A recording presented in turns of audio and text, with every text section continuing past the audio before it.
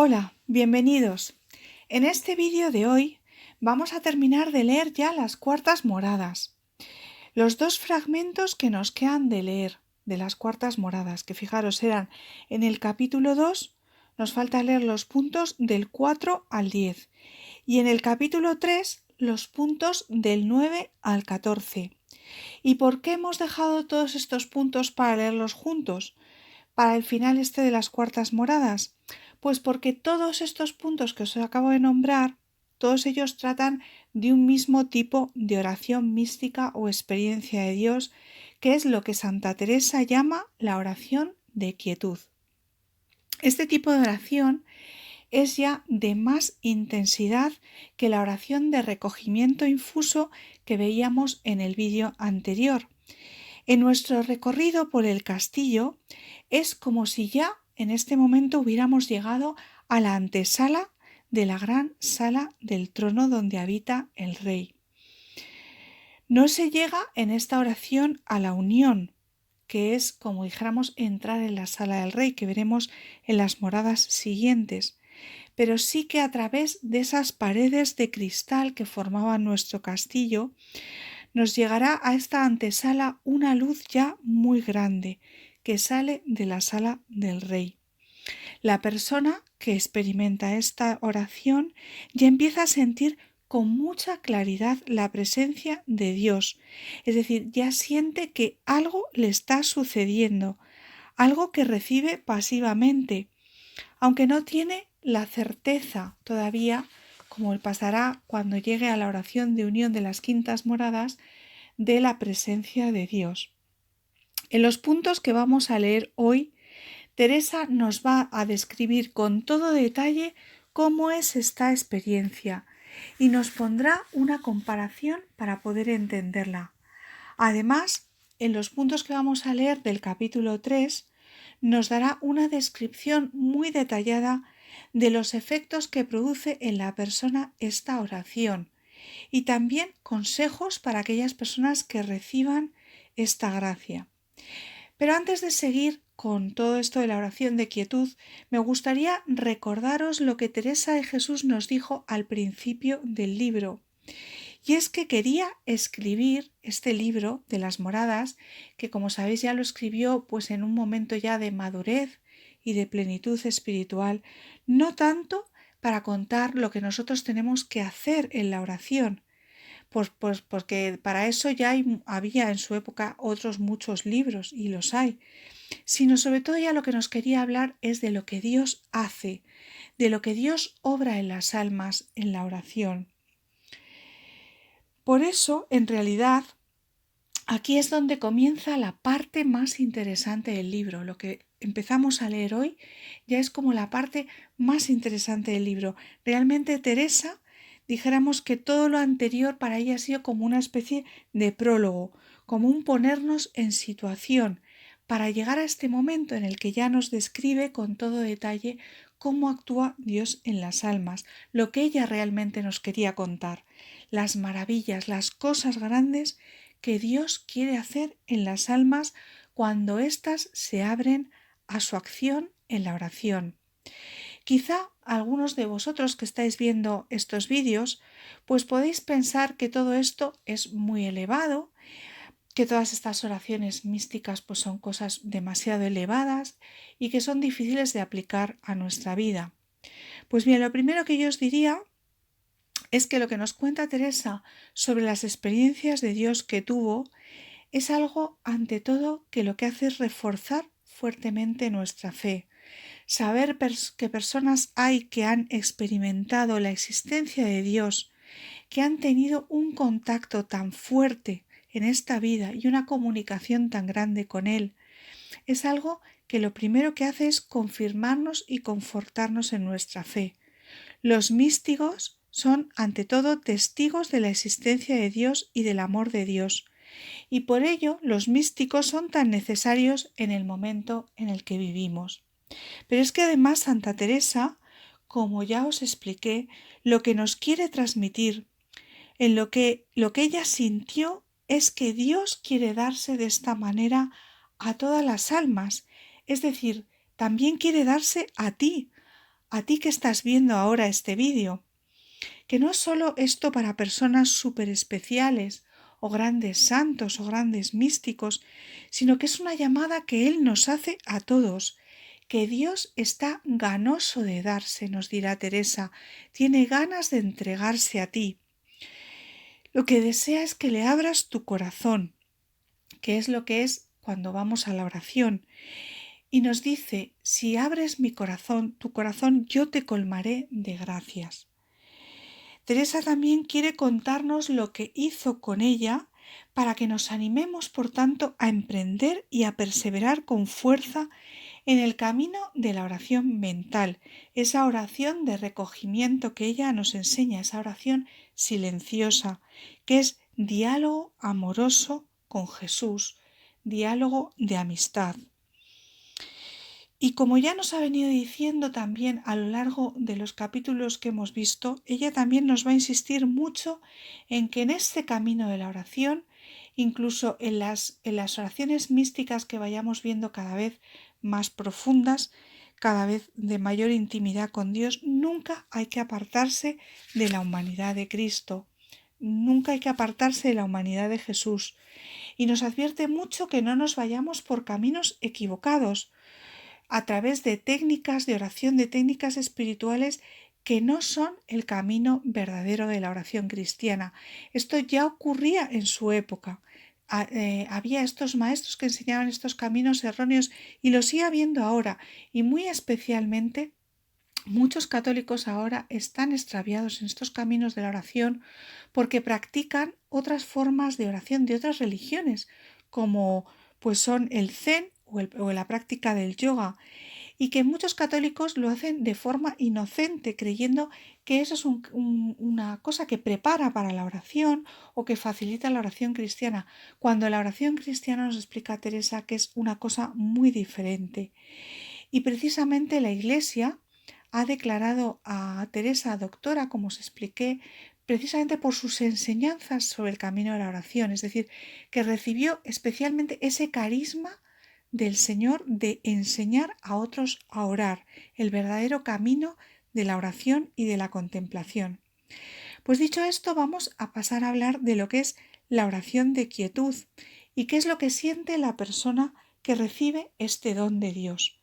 Lo primero que nos explica Teresa en el punto número 4 del capítulo 2 es que el alma que está recibiendo esta gracia, que está sintiendo esta experiencia, lo que siente es muchísima paz, quietud y suavidad.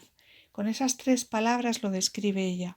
Fijaros, en el lenguaje actual, la palabra que más nos representa lo que es la experiencia de esta oración de quietud es la palabra paz.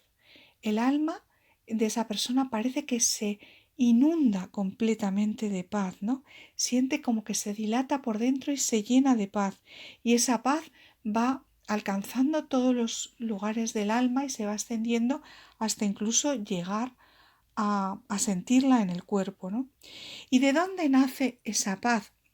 Pues Teresa dice que no le parece que nazca del corazón de la persona, sino que parece que procede de un lugar más profundo. Ese lugar más profundo es lo que los místicos llaman el centro del alma. Y para entender este concepto del centro del alma, yo os quiero poner una comparación que a mí me sirve mucho para entender esto, ¿no? Imaginaros que el alma tu alma fuese como un pozo. Entonces, cuando nosotros intentamos mirar nuestra propia alma, contemplar nuestra alma, conocer nuestra alma, es como si nos asomáramos al brocal de un pozo.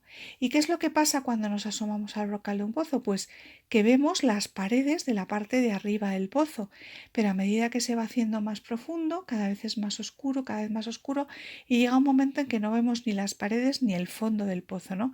Sino que todo es oscuridad y todo es falta de luz y no vemos nada. Pues bien, eso es lo que nos pasa cuando miramos a nuestra alma, que la parte más profunda, es decir, el fondo del pozo, que es el centro del alma, esa zona pues nunca la conocemos. ¿Por qué? Porque está en oscuridad. Entonces, ¿qué es lo que va a suceder? Pues que ese centro del alma, ese fondo del pozo más profundo, allí es donde Dios se va a unir al alma. Y esto va a ocurrir no en esta morada, no en esta oración de quietud, sino en las oraciones místicas siguientes, que son las oraciones de unión. Pues bien, cuando Dios se una aquí en lo profundo del alma, lo que va a producir es una gran luz.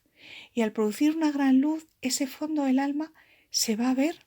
La persona lo va a descubrir por primera vez, porque por primera vez va a estar iluminada con la luz que emite Dios al unirse. Entonces, en esta oración de quietud, como todavía no hay unión, pues todavía no se ve el fondo del alma. Sin embargo, se siente como algo que llega, que viene de Dios, que es como un don de Dios, esa paz, que procede de ese profundo, aunque no se pueda ver, ¿no? Nos lo va a explicar muy bien Teresa, fijaros, en el punto número 6 con una preciosa comparación. Nos dice que es como si en nuestro interior hubiera un brasero donde se echaran olorosos perfumes.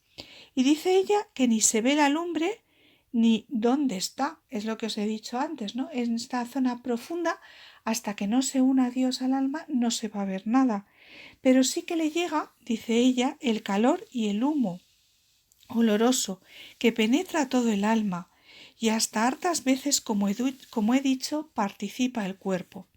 Eso nos dirá Teresa, ¿no? Es decir, luego, claro, nos explica que lo del calor y lo de los olores es como una comparación que hace ella, que por supuesto ni se va a sentir calor, ni se va a sentir olor, ninguno, ¿no? Pero que es una comparación para expresar las realidades inefables, es decir, las realidades que no se pueden expresar, que el alma siente que le vienen de un lugar profundo de sí misma que ni siquiera sabe dónde es. También nos dirá que las potencias del alma, que es lo que ella llama al entendimiento, la voluntad y la memoria, en esta oración van a estar como embebidas, es decir, mirando como absortas, están tan sorprendidas por esto que está sucediendo que están como concentradas en ello, ¿no? Pero que no se ha producido unión de las potencias con Dios. En el punto 8 sí nos dice que cree que la voluntad debe estar de alguna manera unida a Dios por los efectos que luego nos contará que produce esta oración, ¿no? O sea que sí que de las tres potencias la voluntad es la que está más tomada y más cerca de Dios, y eso les dejará una serie de signos, como ya veremos, y de efectos. También nos dirá, no aquí sino en algún otro escrito sobre la oración de quietud, que algunos pensamientos vienen y dan guerra durante esta oración, es decir, que no está el pensamiento totalmente cogido, el entendimiento. También nos insistirá mucho Teresa en este texto sobre la oración de quietud en que esto es pura gracia, puro regalo de Dios recibir esta oración y que no se puede procurar tener, sino que es algo totalmente pasivo, que el alma recibe y que no sabe de dónde le viene. En los puntos siguientes, del 8 al 10, Teresa nos va a dar una serie de consejos para disponernos nosotros para recibir estas mercedes. Y para disponernos nos aconsejará, dirá las mismas cosas que os aconsejaba en las moradas anteriores, es decir, muchísima humildad, deseo de padecer e imitar a Dios, nos dirá ella, ir por el camino del amor desinteresado, es decir, seguir a Cristo crucificado, sin buscar ni desear gustos sensibles, sino siempre por puro amor. Y luego nos va a volver a advertir de la inutilidad de cualquier esfuerzo para conseguir esta oración. Nos dirá ella, por más que meditemos y que por más que nos estrujemos y tengamos lágrimas, pues no se va a poder tener esta oración, porque es un regalo que da Dios a quien quiere, cuando quiere y cuando Él cree que es un bien para ese alma, ¿no? Y incluso nos dirá que muchas veces lo da cuando ella está más descuidada, es decir, cuando menos se lo espera, pues da a Dios esta oración. También nos pedirá Teresa un gran abandono en la voluntad de Dios. Es decir, el abandono es dejarse llevar por Él para que Él nos lleve en la oración por donde Él quiera. estar totalmente supeditados a la voluntad de Dios, que Él nos dará las gracias en el momento que considere que nos las deba de dar y serán diferentes porque el camino de cada alma es diferente. Por lo tanto, abandono, humildad y desasimiento, es decir, no estar apegado a los gustos sensibles. Y pasando ya al capítulo 3, que como hemos dicho, hoy vamos a leer los puntos del 9 al 14, aquí es donde Teresa nos hace una descripción muy detallada de los efectos que produce en el alma esta oración de quietud. Y luego nos va a contar también qué debe hacer la persona que reciba esta gracia. Pues bien, los efectos que produce en el alma son los siguientes. Lo primero es que el alma que experimenta esta oración pierde ese temor servil a Dios, pues el temor al infierno, ¿no? Porque se siente como con mucha más confianza en Dios y con mucha más esperanza de ir al cielo. Por supuesto que siente un gran deseo de no ofender a Dios, ¿no? Y un rechazo muchísimo más grande por el pecado. O sea, lo que sí tiene temor es a pecar, ¿no? Para no ofender a Dios de ninguna manera. También aumentan mucho en el alma los deseos de hacer penitencia y también se le quitan los miedos de perder la salud, ¿eh? Mucha más fortaleza para hacer estas penitencias sin tener esos miedos a perder la salud. También pierde miedo a los trabajos y se llena de fuerza para sufrirlos por amor a Dios. También aumenta muchísimo en el alma la humildad, porque fijaros, a medida que el alma se va acercando a Dios y va conociendo su grandeza, pues eso le muestra muchísimo más, pues tomar conciencia de su pequeñez y de su pobreza. También siente mucho más el alma desprecio por los gozos del mundo, que nos dirá Teresa que empieza a considerar como basura, porque frente a los gozos que dan Dios, pues los gozos del mundo son nada, ¿no? Y finalmente se produce un crecimiento muy grande de las virtudes. El alma crece mucho hacia Dios. Pues fijaros, estos efectos son muy importantes como criterio de discernimiento, porque como os he dicho, todavía el alma en este tipo de oración no le queda la certeza de haber estado unida a Dios, como pasará en las oraciones místicas siguientes. Y al no tener esa certeza, la forma de discernir si la persona verdaderamente ha recibido esta oración es porque reconozca en estos efectos en su alma, ¿no? Una persona que cree haber tenido esta oración de quietud, si ve que le han quedado todos esos efectos, si ve que salió de la oración con todos esos efectos, significa que muy probablemente sí que haya recibido esa gracia. También Santa Teresa aquí, en estos puntos que estamos leyendo del capítulo 3, nos dará consejos para las personas que hayan recibido estas gracias. Y además ella misma nos dice que muchas almas las reciben, es decir, que ella cree que a este grado de oración es al que más llegan las almas. Y sobre todo nos dará estos dos consejos. El primero será huir de las ocasiones de pecar, porque quiere advertir mucho al alma que ha llegado a este grado de oración que en realidad está en los comienzos, en el camino de la santidad, es decir, al recibir estas gracias el alma se siente llena de fuerza, ¿no?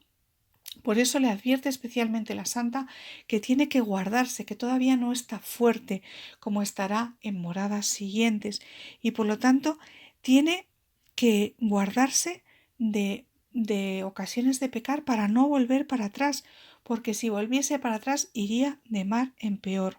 Además dice que el demonio va a atacar especialmente a las almas que han recibido estas gracias. ¿Por qué? Porque si ya un alma recibe estas gracias, normalmente va a ser un alma que se va a dedicar muy profundamente al bien de la Iglesia y le va a quitar muchas almas al demonio. Y por eso la va a atacar especialmente. También explica que a veces el demonio para aumentar la soberbia, puede llegar a intentar imitar los efectos, o sea, las sensaciones de esta oración. ¿Pero qué es lo que pasa? Pues nos dice Teresa, para distinguir cuando esta oración ha sido de verdad y viene de Dios, es por los efectos, porque si viene del demonio, lo que va a producir en el alma serán exactamente los efectos contrarios de los que hemos dicho, ¿no? Pues al final, aunque durante la oración pues le parezca que tiene mucha paz, pero luego se va a quedar con mucha turbación.